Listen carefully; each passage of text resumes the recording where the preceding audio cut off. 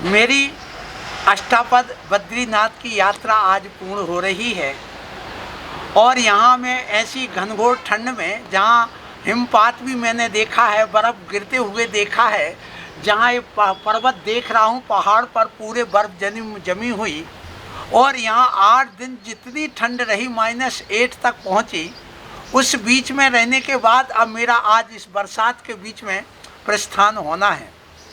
और मैं कहूँ कि इस रहस्य को मैं उद्घाटित ये करना चाहता हूँ कि जो हमारे जैन पुराणों में लिखा है कि अष्टापद आदिश्वर स्वामी, अष्टापद पर आदिश्वर स्वामी जाकर के तपस्या की और उन्होंने वहाँ से मोक्ष को, निर्माण को प्राप्त किया है। और यहीं पर मरु देवी ने आकर के घोर तपस्या की है। ये जैन शास्त्रों के अनुसार मरु देवी आदिनाथ की माँ थी। तीसरी बात कहूँ कि जो अंतिम मनु, जो माना गांव बना है, ये अंतिम मनु जो कुलकर नाभिराय, जिनको मनु कहते हैं, वेदों में, हमारे जैन दर्शन में इसको कहते हैं कुलकर। कुलकर 14 हुआ करते हैं।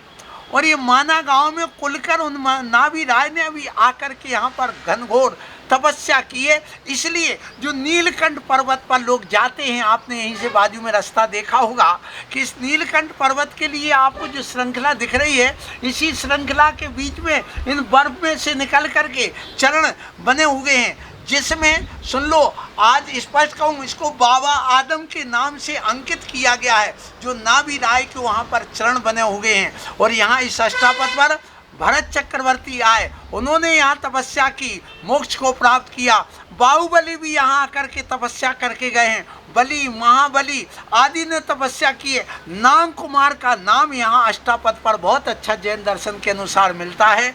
इसलिए मैं आज इस बात को कहना चाहता हूँ, ये अष्टापद क्यों पड़ा?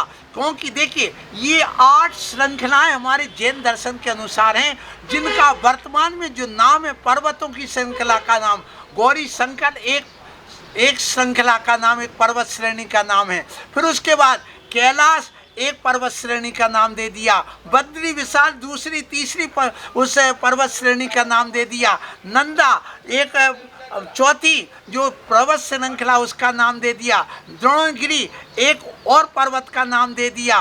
फिर इसके बाद अंतिम एक श्रृंखला बनती नर के नाम से, एक नारायण के नाम से, और 8वीं त्रिशूली के नाम से।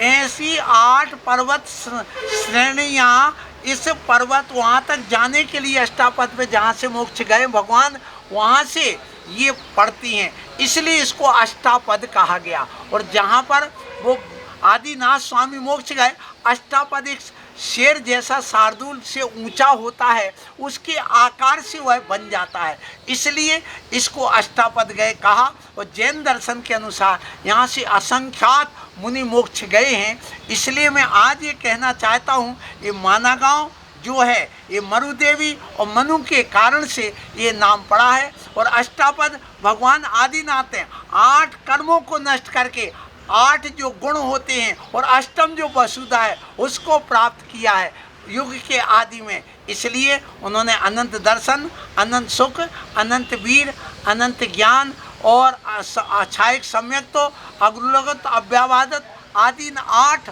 पदों को प्राप्त करके यहाँ से मोक्ष गए, इसलिए इसका नाम अष्टापद है। और एक और बताऊं, जो बद्री विशाल का जो मंदिर है, ये बद्री विशाल का मंदिर के पीछे हमारे यहाँ एक बहुत बड़ा वो है कि आदिनाथ स्वामी के पुत्र भरत स्वामी जो चक्रवर्ती थे, उन्होंने इस कैलाश पर्वत पर 72 जिनालय बनवाए। उन जिनालयों में वो बर्फ से ढके हुए, ये भी बताया गया, चारों ओर सगर चक्रवर्ती ने एक चारों ओर नदी बनाई, उस पद के उस जहाँ से मोक्ष हुआ वहाँ पर 72 स्वर्णमय जिनालय, ये भी जिनालय बनाए गए। और ऐसे विशेष मंदिर बने हुए हैं।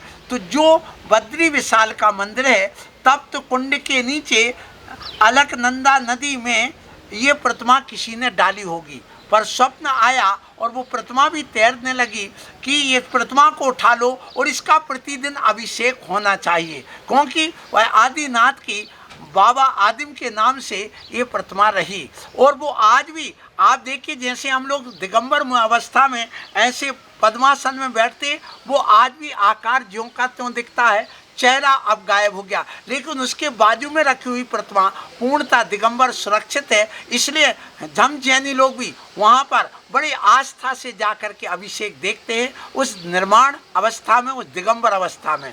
और मैं बताऊं कि वहाँ पर जो आज भी अभिषेक होता, मुझे बड़ी खुशी है कि सारी जनता उन बद्री विशाल के आज दर्शन करती है। अकेले जैन ही क्या, जैनेतर सब लोग, और सरकार ने भी इतनी अच्छी व्यवस्था बना रखी है, शंकराचार्यों ने भी उसके अभिषेक की व्यवस्था बना रखी है। ये मेरा सबके लिए, उस जनता के लिए आशीर्वाद है। और मैं बताऊं कि जो नागपत पोखरी है उस वहाँ पर भी कितने सारे अभी जैन प्राचीन मंदिरों के अवशेष मिलते हैं। कुंड में भी कई प्रतिमाएं अभी मिलती हैं और मिलेंगी आगे जा कर के जैनियों की, क्योंकि यहाँ पर बहुत बाहुल रहा है। इसलिए मैं आप लोगों से कहूँगा कि इस पर्वत श्रृंखला को मैं देख करके आ रहा हूँ।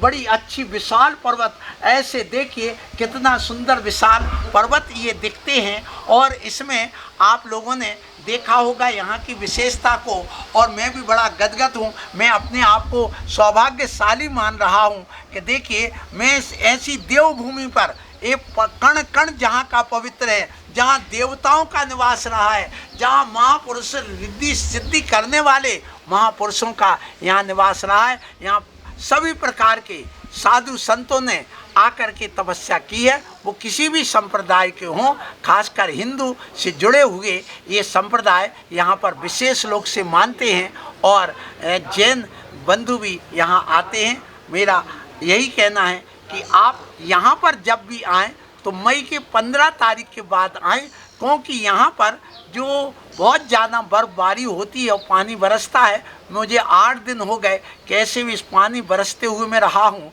मैं जानता हूँ, मैं यहाँ 25 तारीख से आकर के बैठा हूँ, और आज जो तारीख हमारी है, आज 2 तारीख को अब मैं यहाँ से प्रस्थान कर रहा हूँ। आप सबके लिए, भक्तों के लिए आशीर्वाद।